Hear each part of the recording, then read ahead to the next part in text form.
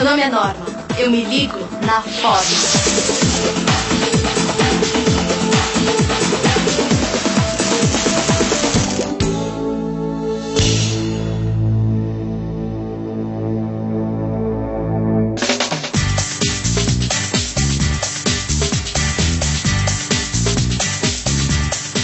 Já deu pra ver que eu adoro formas geométricas, não é verdade?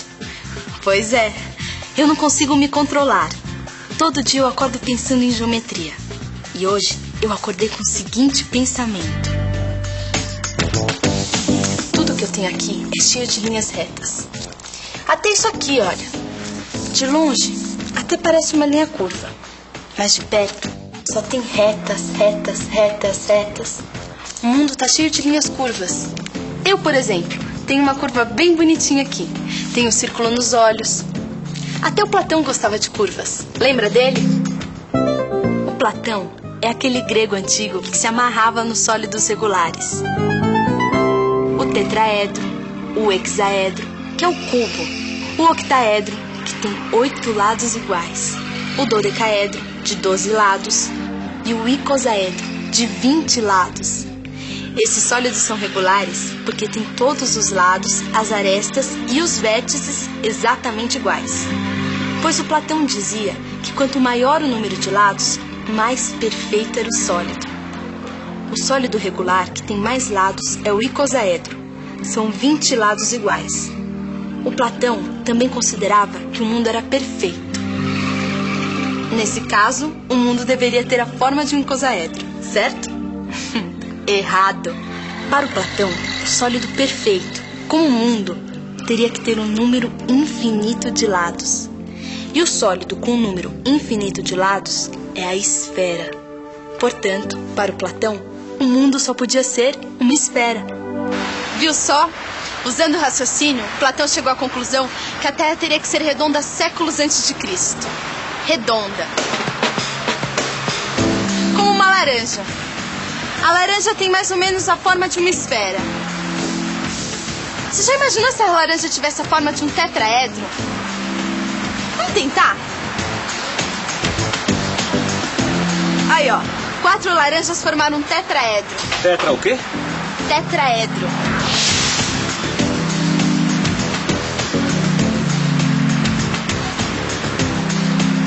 Cinco laranjas formaram uma pirâmide de base quadrada. Legal.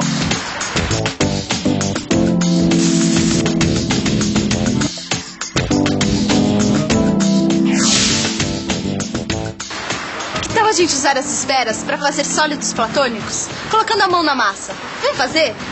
Claro. É muito mais legal aprender geometria colocando a mão na massa e construindo as formas. Fique ligado no material que você vai precisar: bolinhas de isopor, palitos de dente. Hoje, novamente, nós vamos fazer sólidos, mas dessa vez usando esferas. E depois vamos tentar chegar na espiral. Vamos fazer?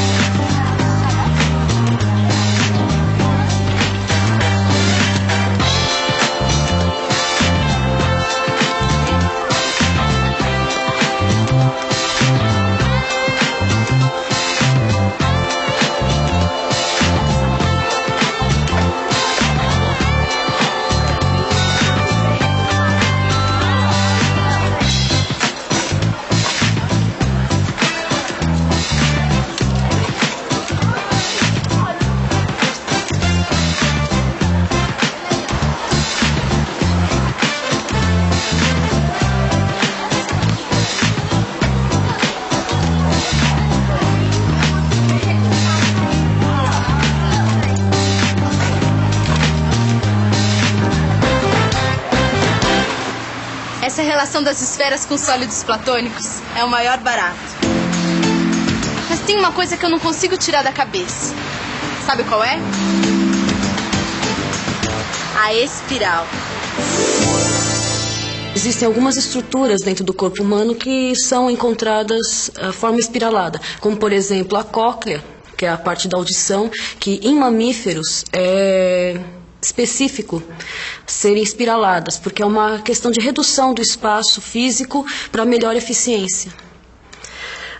Outra forma, indo mais para a microbiologia, para a estrutura, né, microscópica, nós teríamos a proteína. A forma secundária da proteína é uma forma espiralada, por isso que a proteína tem essas características. E o DNA também, ele vai se torcendo em forma espiralada, que é toda a base da vida na Terra, né?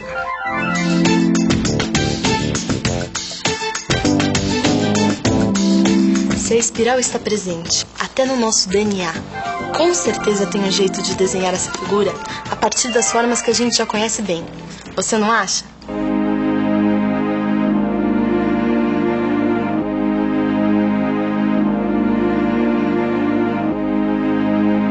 Vocês imaginam os caras em 500 anos antes de Cristo, a hora que faz uma coisa dessa, vira um pentágono, uma forma pura, uma forma com todos os lados iguais, né? E mais do que isso, né, essa diagonal do pentágono aqui, ela estava numa proporção para a aresta de 1 para 1,618, que é a proporção áurea, né? E que é a proporção, por exemplo, do crescimento da espiral interna do miolo da margarida, é a proporção, né, de crescimento do miolo do girassol.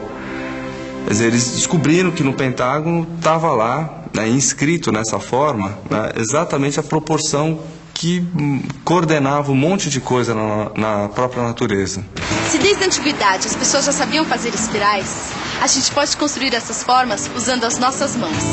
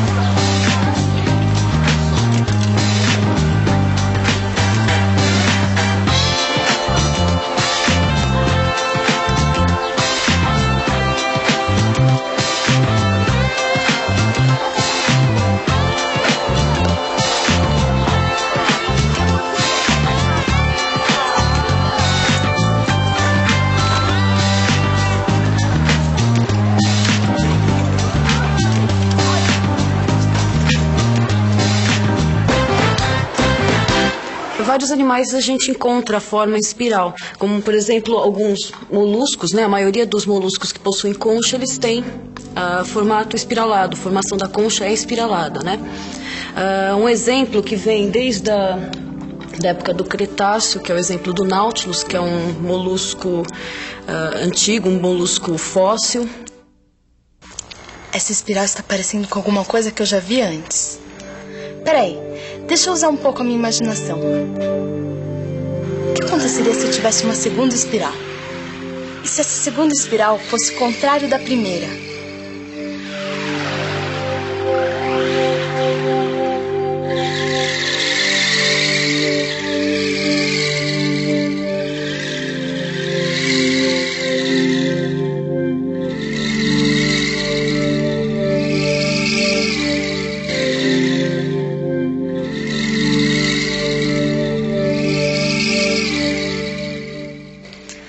Puxa, que viagem! Agora você entende por que eu me ligo na forma, não é? A nossa viagem termina por aqui. Mas você pode continuar a sua viagem com seus amigos, colocando a mão na forma, criando novas formas, olhando para o mundo de olhos bem abertos. Quem sabe assim a gente não se encontra por aí, no ângulo reto de uma esquina ou na espiral da vida.